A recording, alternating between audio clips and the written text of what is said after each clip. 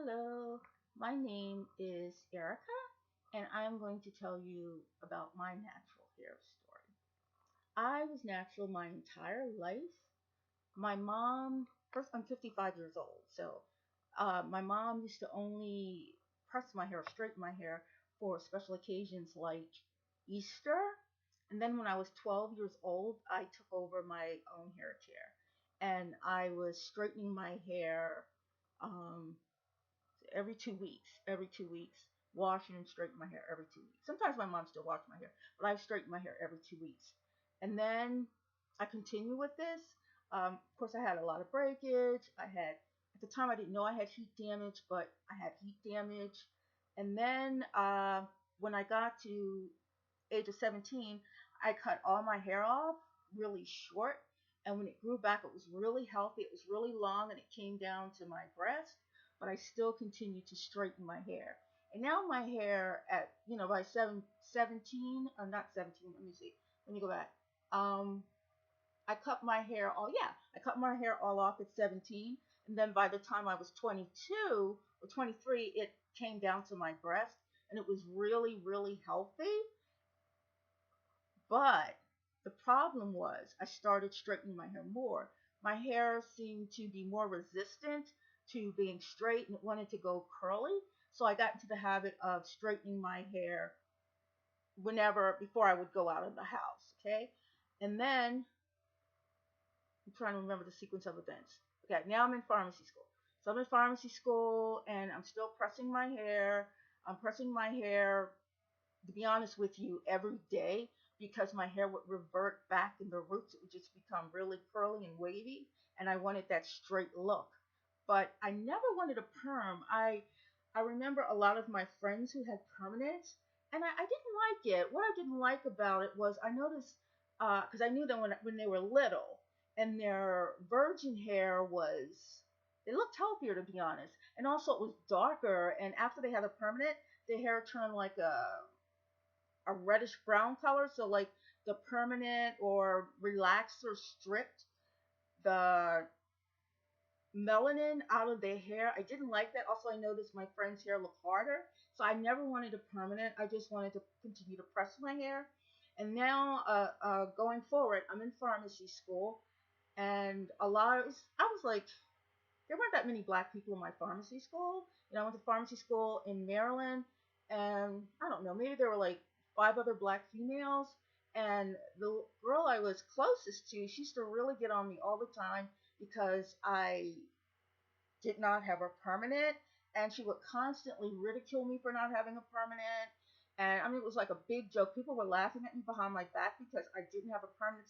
So ridiculous.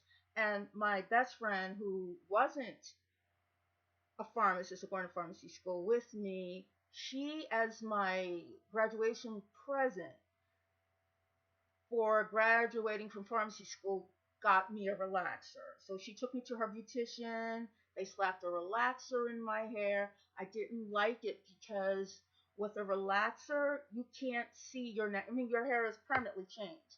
And the good thing about when I used to press my hair, I could always go back and see when I washed it, I could see my natural hair. And it's like, that's who I am.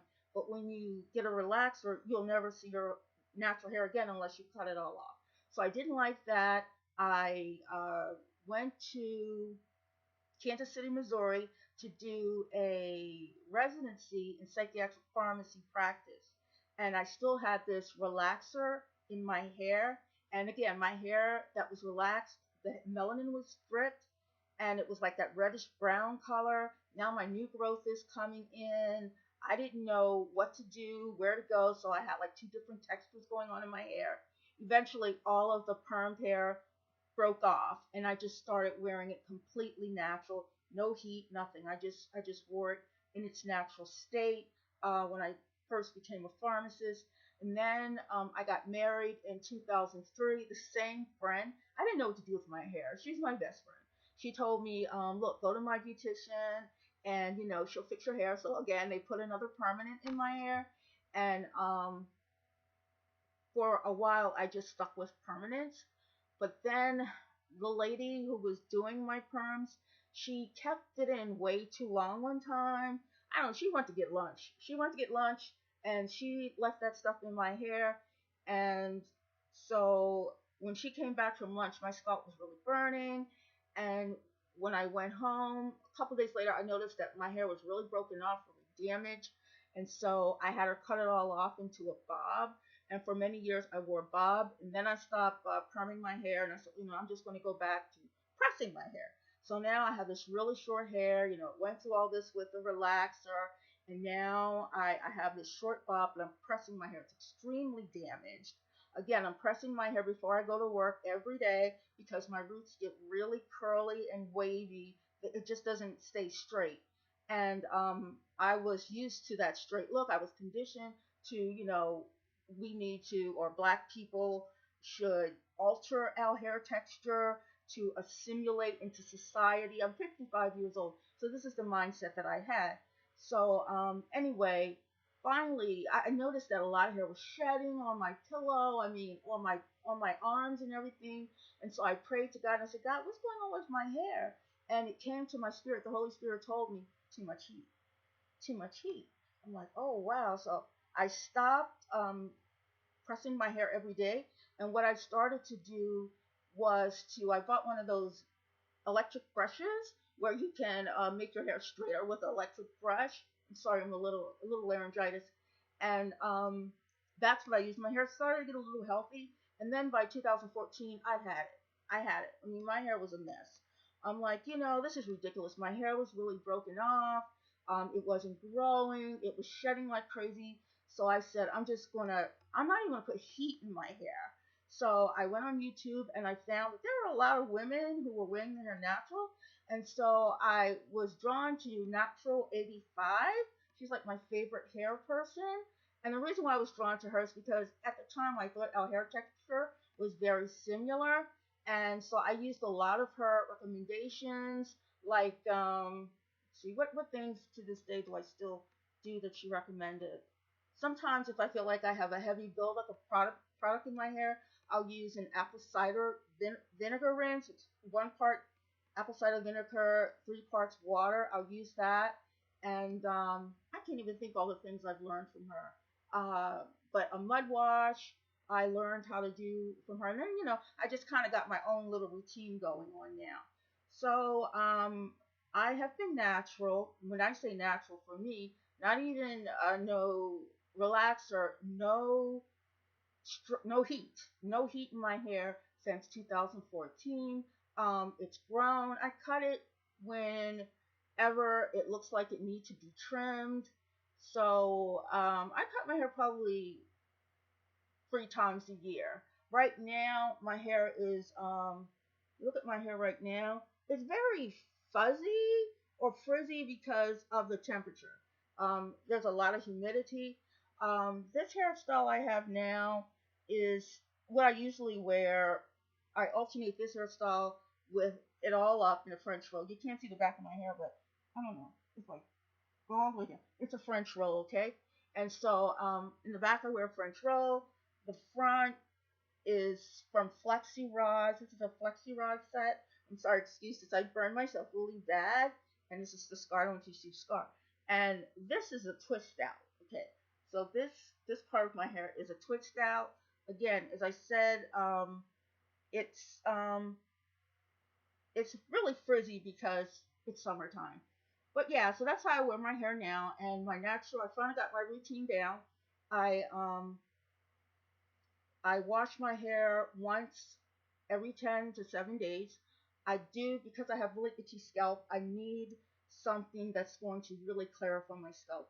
So I usually use, I don't know, I usually use a sulfate shampoo, to be honest, and I just go through different ones, and I wash my hair twice with that. But I usually put a little conditioner on the ends because my ends tend to get dry. And then I follow up with deep conditioner. I usually make my own. I always put honey and a little bit of whatever. I use a cheap conditioner that's heavy in moisture, and I put that. I add that with it. I add a little castor oil. I add maybe a little clove oil, and a couple different oils I put.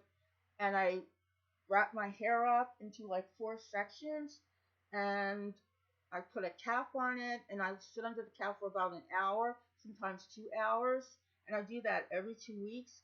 And you don't know what my hair looked like before. I wish I had pictures I could show you, but it's much healthier. It's growing a lot. Again, the back is in the front row, so I don't know if you can see that, but yeah, so I just wanted to share my natural hair story with you because I've been listening to so many other people share their natural hair stories.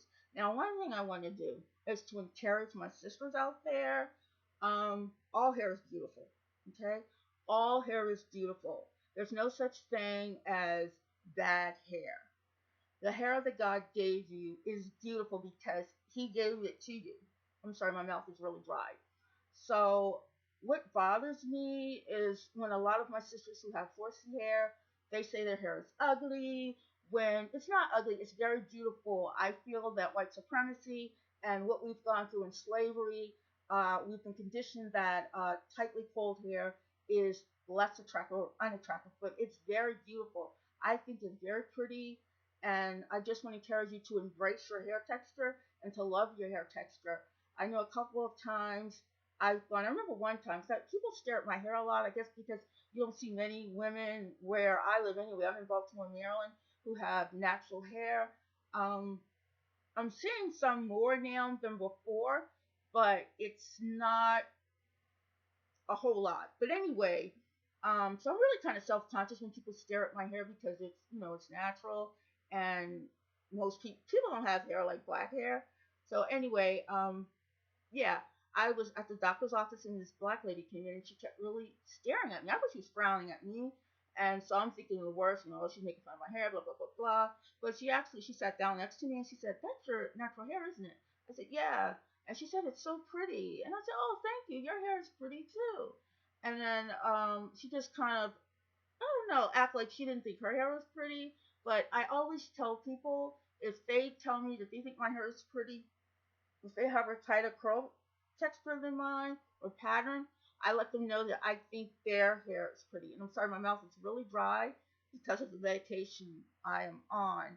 I have Crohn's disease and fibromyalgia, so I take a lot of medications and it dries out my mouth. Um, yeah, so it really makes me sad. One time I was in the airport and this lady had a beautiful afro, TWA. I thought it was gorgeous, right? And she complimented my hair, and I said, "Your hair is so pretty too." And she just shook her head no. So that really saddens me. I want people who have 3C hair, 3C, what is it? 4C hair, 4B hair. My mouth is so dry. I'm going to drink a little bit of water.